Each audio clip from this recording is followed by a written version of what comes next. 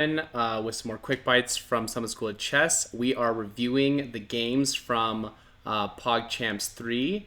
And today we're going to be looking at several games. In this video, we're going to be looking at the quick match between Michelle Khare and Tubbo. For those who don't know, these are two really famous streamers. Here's a picture of Michelle, and here is a picture of Tubbo. And here are their games. So in the first game, Tubbo's playing white. Let's take a look. So I just want to kind of highlight some of the key moments, but Michelle opens up with the Sicilian, the most popular opening in the world. Bishop c4. This is a little bit less common. Typically what white plays in the Sicilian is knight f3 followed by d4.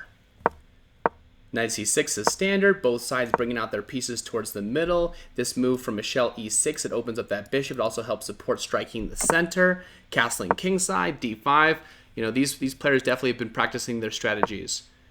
Bishop e5. Now here's the first little teeny mistake. So the pawn's attacking both of these pieces. What we should do is resolve this issue by playing pawn takes pawn first, then pawn takes back. We're not going to take again because, yeah, we don't want to lose a bishop. And then we could even throw in this rook e1 check or then save the bishop. Instead, we save the bishop, which is the bigger priority. They take the pawn, Michelle does, and now our knight's in trouble, so we save our knight. And it looks like this knight can take here, but don't forget that this pin exists. There is no knight takes knight because we could take the king. Queen c7, now that actually is a threat. Knight g4 saves it. Here in this position, even though I'm down in points if I'm playing white, I probably like the move knight takes c6, b takes c6, and then saving this bishop maybe with bishop to a4, just kind of keeping an eye on that pawn, because black's pawns are getting super weak, and as a master, I'm trying to create a good attackable targets, and we love going after pawns. They're just so slow and weak. So knight g4 saves the knight from the queen, bishop e7, just basic development, knight c3, knight f6, rook e1, castles, knight takes e4. Now, unfortunately, this is a tactical mistake, but unfortunately, Michelle doesn't quite see it. You know, whenever you see two power pieces like this that are just a square apart, you got to be aware that they can be forked by pawns. Knight takes knight is correct by Michelle, and of course, Tubbo takes back, but do you see the tactic here? That's right, f5.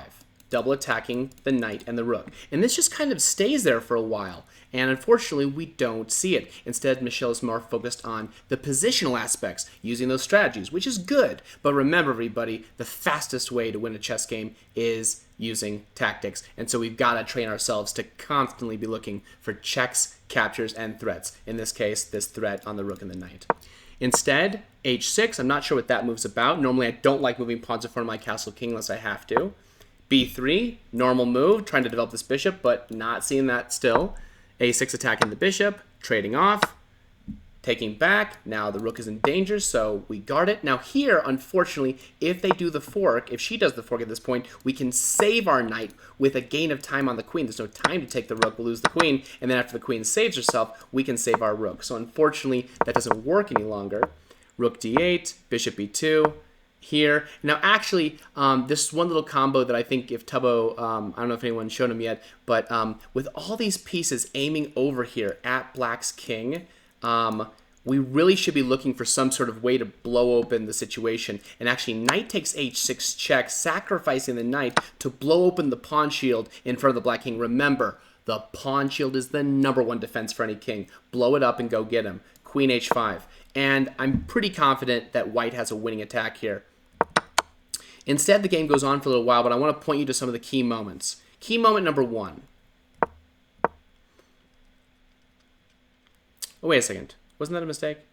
Oh, yeah, this mistake. This mistake right here. I forgot about this one. This was a mistake in this position. In this position, black had the amazing move queen takes rook. Normally, this would just be a terrible move. We don't want to give up a queen for rook, but notice what happens with our rook and that queen afterwards, and that would be amazing.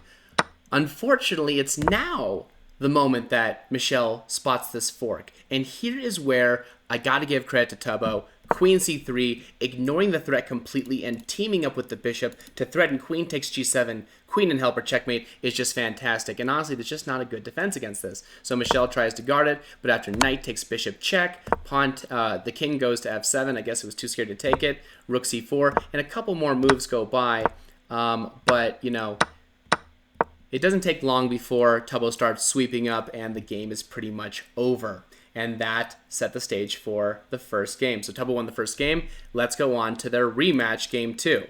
In their rematch, they switched sides. So Michelle's playing the white pieces and Tubbo's playing black. Let's take a look. D4, knight f6, bishop f4. You know, we've been seeing a lot of London systems in PogChamps. It has just become super popular. It's a really nice system, especially if you're not too experienced at chess, because you can just kind of memorize a setup and it usually works most of the time. So both sides just bringing out their pieces. Michelle following the classic London setup. And you can also see these in PokeMane's games as well. Basically, you kind of make this little hat, as Khare mentions, and you plop the bishop underneath it. The knights go on f3 and d2. This bishop comes out to f4 and sometimes sinks back to g3. It's just kind of a super, super solid position. e5. Tubbo plays correctly. Because white is playing so solid, he is trying to take the center immediately and is threatening to fork with e4. So takes, and takes. You know, this is probably what white needed to do, but ultimately this leads to black's favor because white has completely surrendered the center. Rook to e1, g6, knight d2, bishop f5, knight f3 attacking the rook, bishop g4, go ahead and take that rook. I'd love to take your queen. Here, and actually, like, everything is fantastic in this position. Like, Michelle deserves a lot of props. Both sides deserve a lot of props for how they're playing. But unfortunately, this is just the losing move. Michelle is doing a really good job at trying to activate all of her pieces by bringing out the queen. She's trying to activate her. She's making a threat. She's unpinning the knight. Now that knight can move without losing the queen. It does so many good things, except that there's one simple problem behind it. After Tubbo plays the very powerful move, bishop takes knight, the only way to take back is with the pawn. And actually, Michelle chooses not to. And I want to show you why. Remember, everybody, when someone can blow up the pawn shield in front of your king, it is typically the most dangerous thing that can happen to you. After the move rook to g5 check, white can basically resign. There's only two moves in this position, king h1 and king f1. Do you see the problem here? After king h1, knight takes f2 is checkmate. And after the move king f1, do you see black's really, really devastating move? Knight d2 check, forking the king and the queen. Just totally devastating. So Michelle can't take the knight. Instead, she trades, and actually this is another super, super powerful move by Tubbo, letting the bishop hang out to dry. And now Michelle can't resist it any longer, takes. And actually it's amazing in this position that white is completely helpless. Black is threatening queen to g5 check, followed by, regardless of whether king h1 or king f1 is played, the queen will come down to g2, covered by the f pawn, and it'll just be mate. And even if white tries to avoid this, let's say king h1, okay? After black plays the move rook h5, threatening moves like queen h4 and queen h2 mate, it's really just tough to stop it. There's basically no way. Yeah, there's basically no way. And like, check this out. Even if rook takes b2, or sorry, queen takes b7, like the idea here is like, oh, if you play queen h4, which I still think actually works after queen a8 check in here, because I think there's no real way to guard against this, but you don't even have to do that. You could play rook takes h2 check, king takes h2, queen h4 check, king g1 is forced, queen g4 check, and no matter where white goes, queen g2, next move is mate. And so, unfortunately for Michelle, we did not see that incoming attack, and Tubbo proceeded to mate us on g2. So, you know, really good games, you two. Really good stuff. So I think that wraps up the main event when it comes to PogChamps 3. Now we're going to see the championship bracket and the consolidation bracket. So even if you got knocked out in the first go-through, you are not done yet. You're still playing, and there's still a lot of money on the line. So I can't wait to see more games. I'm going to end this video here for now,